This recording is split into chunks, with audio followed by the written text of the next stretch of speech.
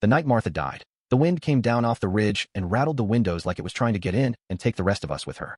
I sat beside her bed holding a hand that had gone cool hours earlier, listening to the monitors slow until the only sound left was the old regulator clock in the hallway, counting off the seconds she no longer needed. When the nurse finally unhooked everything and told me I could go home, I couldn't move. Home was the house we'd lived in for 34 years, the one she'd painted butter yellow the summer Ellie was 3, the one whose back steps still carried the faint outline of her bare feet in the concrete we poured together in '89. Home without Martha felt like a church with the roof torn off. I stayed until the sun came up over the east field, painting the corn the color of the dress she wore the day I asked her to marry me. Then I drove the half-mile back to the farm, parked beside the barn, and sat in the truck until the engine ticked itself cold. The dogs came out and whined at the window, confused because I hadn't brought her with me. I didn't have the heart to tell them she was never coming back. 18 months later, on a January morning so cold the air itself seemed brittle, I stood on that same porch and watched diesel smoke rise above the hedgerow like a signal fire. I knew what it meant before the first yellow machine broke through the treeline. My name is Henry James Caldwell. Folks who've known me since I was knee-high to a grasshopper call me Hank. I am 61 years old, widowed, childless in the day-to-day sense, and the last living soul with the Caldwell name on the deed to 47 acres of Missouri River bottomland that has never once in 82 years failed to grow something worth eating. My grandfather, Elijah Caldwell, broke this ground in the spring of 1943 with a team of mules named Beck and Ball and a borrowed breaking plow sharp enough to shave with. He was 29 years old, newly married to a schoolteacher named Ruth who could quote Longfellow while shelling peas, and convinced that if a man worked hard enough he could outrun anything, war, hunger, even death itself. He almost did. He planted his first crop of open-pollinated corn the same week the Allies landed in Sicily. That corn fed his family through the war, through the flood of '51, through the farm crisis of the '80s when half the neighbors walked away from land their grandfathers had homesteaded. When he died in 1987 at the age of 73, he was still walking the rows every evening with a cane cut from hedge apple, tapping stalks the way some men tap melons, listening for the ones that sounded full. My father, James Robert Caldwell, took over the day Grandpa was buried. Daddy never had Grandpa's poetry, but he had a feel for the land that bordered on spooky. He could smell rain 3 counties away and knew which fields needed lime just by rubbing the dirt between his fingers. He kept the heirloom seed going, trading with old men in overalls who showed up at the gate with mason jars full of kernels wrapped in damp cheesecloth. When Daddy died in the spring of 2009, heart attack in the cab of the combine, found by the neighbor kid cutting silage, I was 45 years old and suddenly the only thing standing between 8 decades of sweat and a world that measured value in square footage and granite countertops. Martha and I had planned to grow old here the way you plan anything when you're young and stupid and in love, slow dances in the kitchen, grandbabies chasing chickens, maybe a front porch swing wide enough for 2. Cancer doesn't read plans. It took her in 11 months, from the first strange cough to the last breath that smelled faintly of the peppermint she sucked to kill the taste of the chemo. The bills ate everything we'd saved and then started on the equity. I paid them because that's what you do when the woman you love is fighting for every sunrise. When the money ran out, I sold the purebred Angus herd Grandpa had spent 40 years perfecting. When that wasn't enough, I took a second mortgage I swore I'd never take. I paid the last hospital invoice the week the orange survey stakes showed up. 17 of them, bright as caution tape, driven into my corn like nails in a coffin. That was the first gift from Vanessa Harrington Price. She arrived in Briar Ridge Estates the spring after Martha left, rolling up Regency Circle in a gleaming white BMW X7 with Connecticut plates and a moving truck so long it blocked the county road for 20 minutes. 47 years old, former Greenwich girl, hair the color of fresh straw, skin that had never known a day without sunscreen, and a voice that could make "bless your heart" sound like a death threat. Her husband Richard was 15 years older, senior partner at Price, Keller & Associates, the firm that had written half the subdivision covenants in Greater Kansas City and collected retainers from developers the way some men collect baseball cards. Within 6 weeks, Vanessa was president of the HOA, elected by acclamation at a meeting attended by exactly 11 people, mostly because the pool wasn't open yet and nobody else wanted the headache. Within 6 months, she had tripled the dues, installed marble countertops in a clubhouse nobody used, and decided that the Caldwell farm was the last remaining eyesore between Briar Ridge and its manifest destiny. She started small. A certified letter about the roosters' circadian disruption. A second letter about the visual blight of my 1968 John Deere 4020, the one Daddy bought new the year I was born.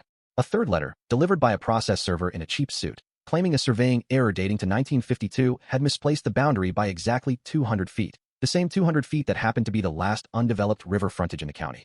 I drove to the courthouse in Liberty with the letter in my pocket and the taste of iron in my mouth. Leonard Brooks met me in the basement, smelling of pipe tobacco and old paper. Leonard has worked for Clay County since 1971 and can find any document recorded since Missouri was a territory. He pulled the original 1943 plat, still crisp under archival plastic, and laid it on the table like a royal flush. Every one of those stakes, he said, tapping the map with a nicotine-stained finger, is 20 feet inside your line, Hank. She's not mistaken. She's lying. I took copies of everything and drove to Vanessa's door. She answered wearing tennis whites and holding a green smoothie that probably cost more than my monthly tractor payment. Mr. Caldwell, she said, smiling the way a cat smiles at a canary with a broken wing. I assume you're here about the boundary clarification. I spread the courthouse documents across her marble island. These say different. She barely glanced at them. Old records are so unreliable. Richard's firm handles these matters all the time.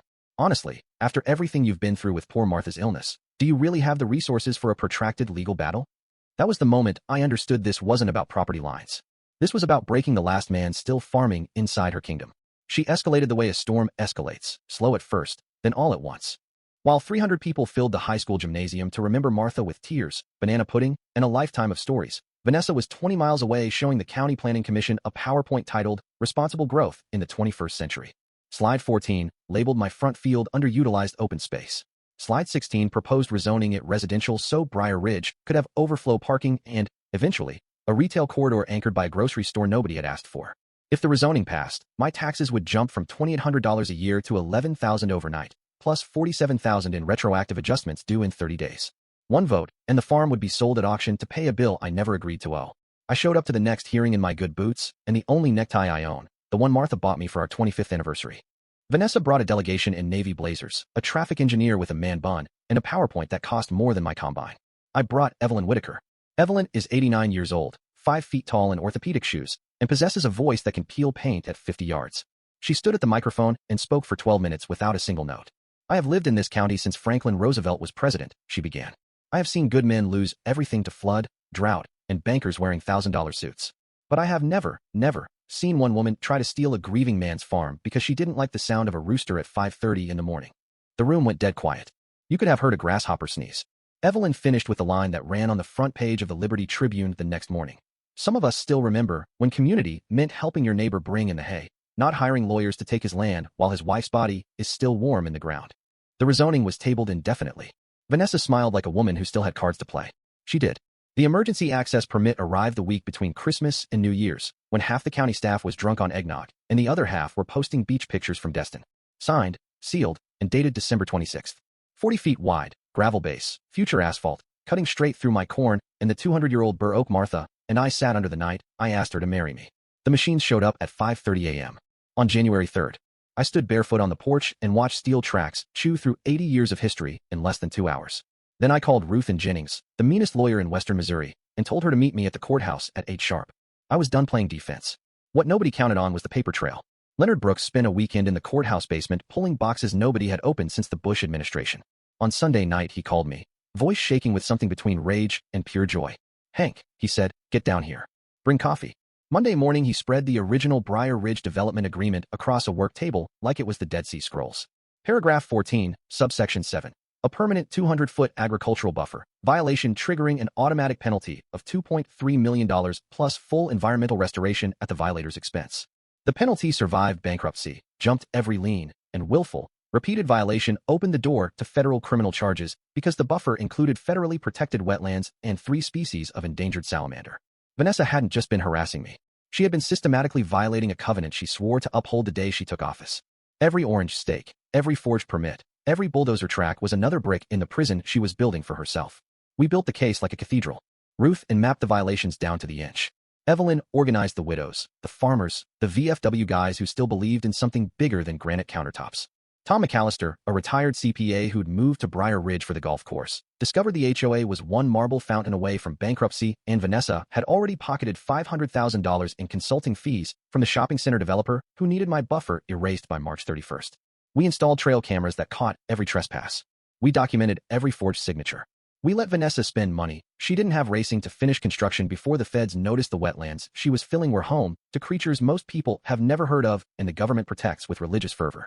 We waited until the developer wired non-refundable earnest money. Until Vanessa's husband threatened me on my own porch while the recorder in my shirt pocket caught every word about accidents and financial realities. Until the lies were so thick you could spread them on toast. Then we brought the thunder. Saturday, March 15th, 10 o'clock in the morning.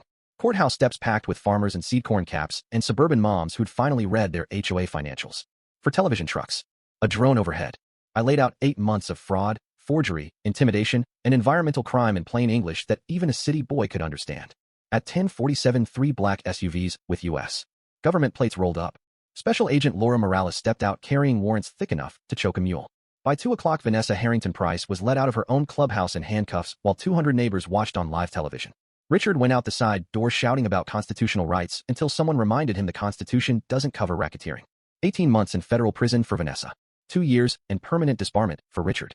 $5.7 million in fines that bankrupted the developer and sent a message loud enough to echo across 3 states. Tom McAllister took over the HOA, cut dues by 60%, turned the clubhouse marble fountain into a community garden, and apologized to me in front of the entire membership with tears in his eyes. The penalty money restored my buffer better than it had ever been.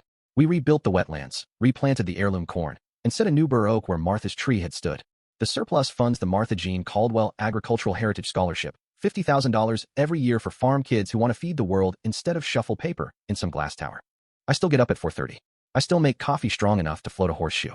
I still walk the fence line with the dogs and listen to the red-winged blackbirds argue over territory. Only now when I look east I see porch lights and kids riding bikes after supper. And when I look west I see corn higher than an elephant's eye and a brand new bur oak already tall enough to throw shade on the spot where Martha's shadow used to fall. Some mornings Evelyn drives out in that tank of a Buick and we sit on the porch watching the sun come up over ground that belongs to nobody but the people who love it. She asked me the other day what I thought Martha would say if she could see all this. I didn't have to think long. She'd say, "Told you the dirt keeps its own accounts." And she'd be right. Now I want to hear your story. When did somebody with a title, a big checkbook, and a smile that never reached their eyes decide your life was just in the way? Did you roll over, or did you dig in? What was the moment you knew you weren't moving one more inch?